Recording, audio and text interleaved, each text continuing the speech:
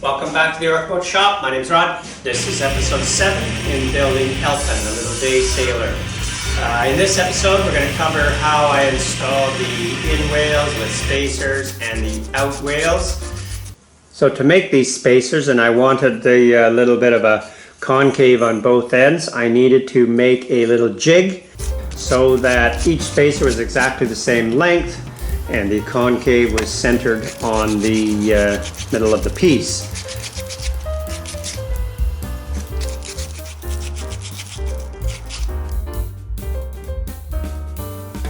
So how I did that was I made my little jig and set it up into the drill press, used a Forstner bit and cut the end, then slid it along and cut the other end and continued on in that fashion.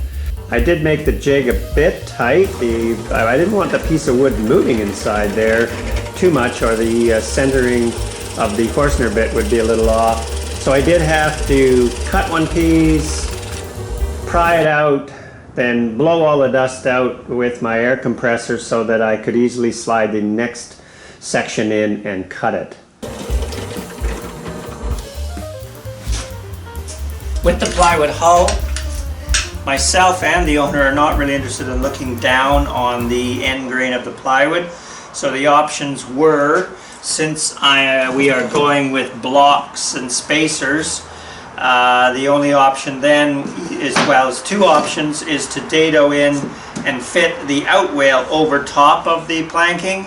But the outwale itself is actually not that large. It's only 3/4 of an inch high and was it 9/16 wide, so if we take off a quarter it's really not going to have any lip out there at all. So we're going to glue on the outwale, and to cover up the planking for a little bit of an accent, I'm going to glue down a strip of yellow cedar, and I'm making it a bit wider than the planking, and then I can just come back and trim the inner face and outer face to the planking and then match up with the mahogany. So I think that'll look kind of nice down the center, is that little white stripe or yellow stripe down the center of the planking. Now I did contemplate putting the inwale and outwale on and raise them up a little higher and then fit the yellow cedar into there, but my concern was trying to get a nice fair line, i.e. if this one's a little lower and that one's a bit higher, I then have to plane everything down to the same level. So this way I've got a very evenly cut piece of yellow cedar at over a quarter inch wide, and not even 3/16 thick.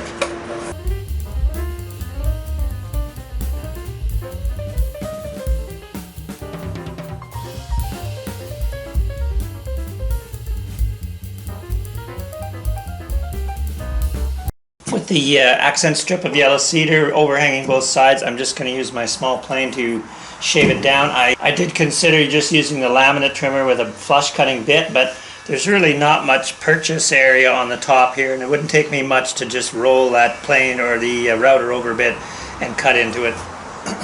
So, won't take long. Trim this down. The inwale, as it reaches the bow and stern, is tapered down from the full thickness to a 1/4 inch thickness. In other words, the two pieces that go in there, the blocking and the inwale itself, the 2/4 inches will equal the 1/2 inch spacing in the gap between the planking and the inside stem. So, just arbitrarily decided I'm going to go back 20 inches. And then the thickness comes down to a 1/4 inch, a little more than half.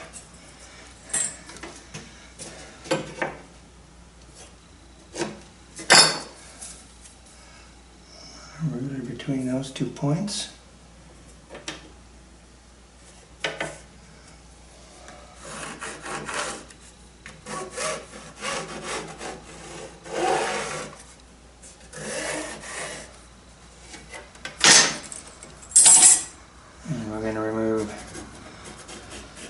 That on the bandsaw, and we'll smooth that out.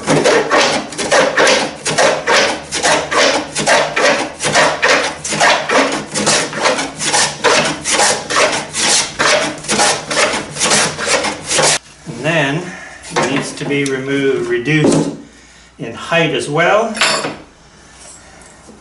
We're going to go down to 3/4 of an inch.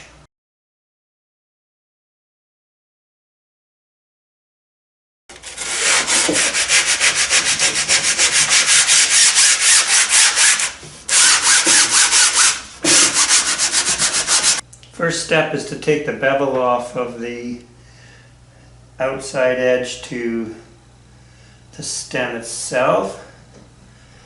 And that will be marked onto the end here, like so.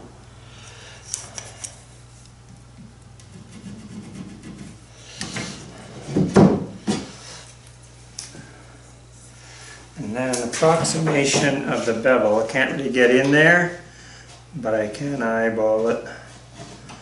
We can trim it up later. What is the angle as it slopes backwards? And that is from the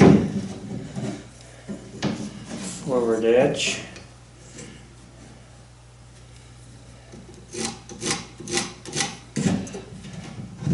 So we just need to trim that.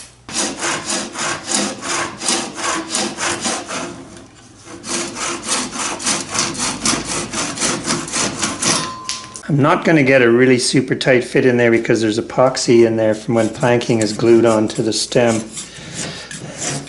Just going to try and see if I can get in there and clean some of it up with a saw.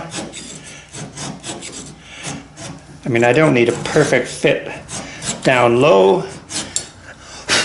I just need to be able to good tight fit up top where it will be visible. So if I just round off a bit of the corner here, that'll work just fine too.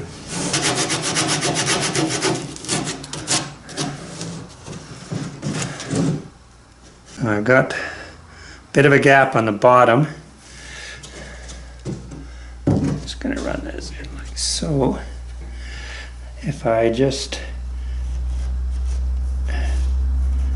draw a line up through there, you can see that my bevel is slightly off. I think I'll just take it to the disc sander to fix that. Pretty happy with that fit. I think we've got just a tad bit of a lump of epoxy sitting inside there from the yellow cedar strip, which is pushing the inwale away from the planking.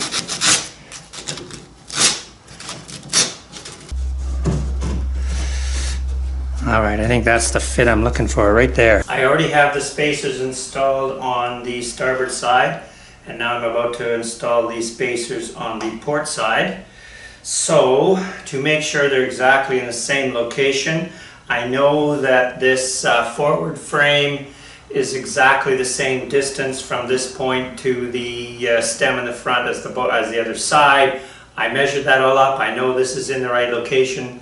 So I'm going to use this frame, and I have measured off exactly where it's going to go. So we just put a little epoxy onto these spacers.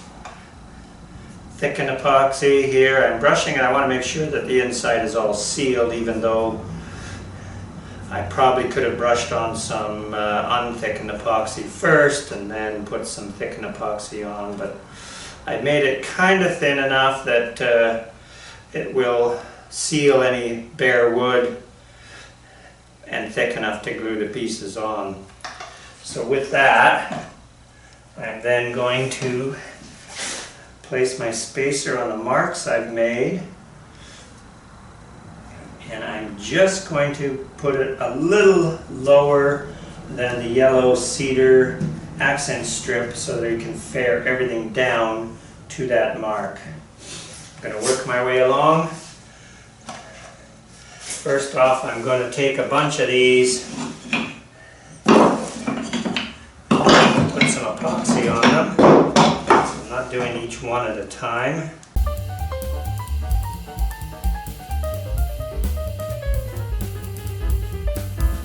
I do not have marks set on here, but I've calculated out to have the block exactly where an oarlock will be and to cover the tops of the frames.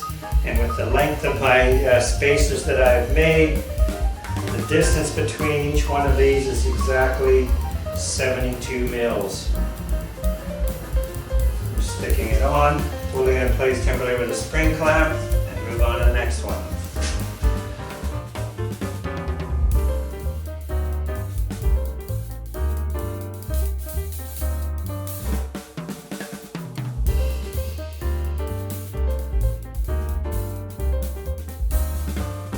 The plan of action here is to coat the inside of the gunnels. A couple of coats of epoxy. They're out in the hot sun. It's a very warm day today. And I'm letting that kind of set up. It's been out there for probably an hour and it's getting, it's getting a little tacky now. It's starting to set up, but I don't want it fully hardened because I'm going to apply some epoxy to the inside edge of the blocks here. And then at the right opportune moment, I'm going to add a little thickened epoxy to these blocks and put the inwale in place. This way I have the inside edge of the inwales all sealed up so that I don't have to try and get inside there when they're glued on to try and seal the inside of that wood.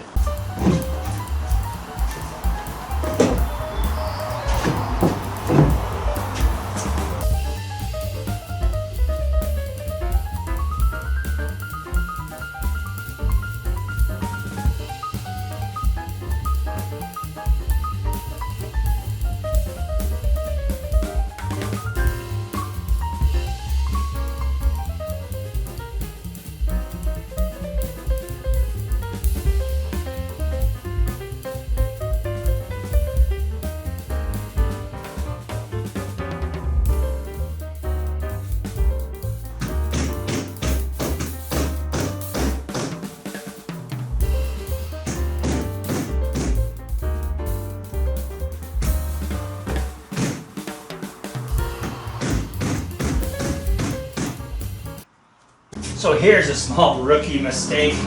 I made one of the inwales and then I had the boat outside because I decided that I was going to paint inside here first. When I had the boat outside, I brought it in a different orientation.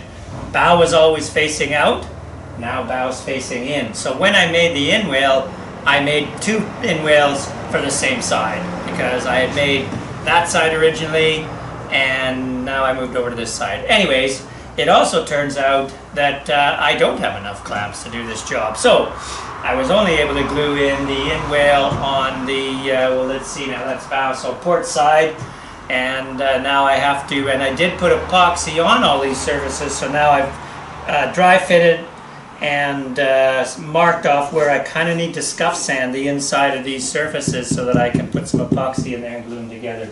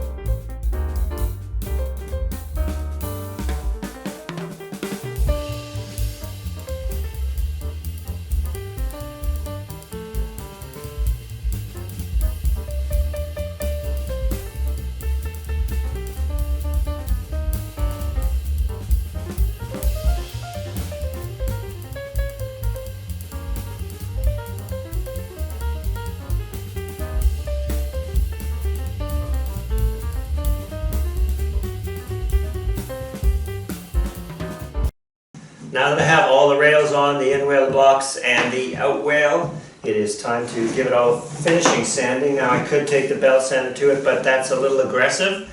So I'm going to just kind of clean this up with my orbital sander, starting off with 80, moving to 120, and then we'll do a little round over with the laminate trimmer.